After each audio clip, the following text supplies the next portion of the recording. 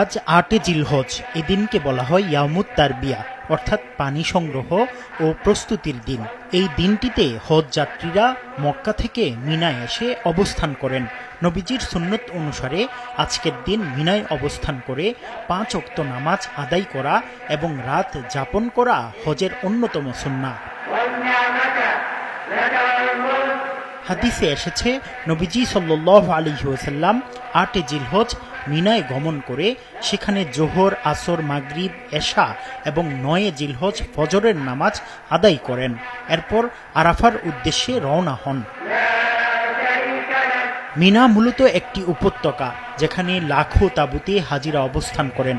শৃঙ্খলা, ধৈর্য এবং ইবাদতের চর্চা দেখা যায় এখানে। কেউ নামাজে, কেউ কোরআন তেলাওয়াতে, আবার কেউ বা পরের দিনের আরাফার দিনের প্রস্তুতিতে ব্যস্ত রয়েছেন। মিনায় অবস্থান শুধু একটি রাত কাটানো নয়, এটি রুহানি যাত্রার সূচনা ও আত্মশুদ্ধির প্রস্তুতি পর্ব। নবীজির ভাষ্যমতে হজ হল ইবাদত, নিয়ম, ধৈর্য ও নিয়তের সম্মিলন, আর মিনার রাত হল তার সূচনা। মুফতি আব্দুল্লাহ তামিম, সময় সংবাদ।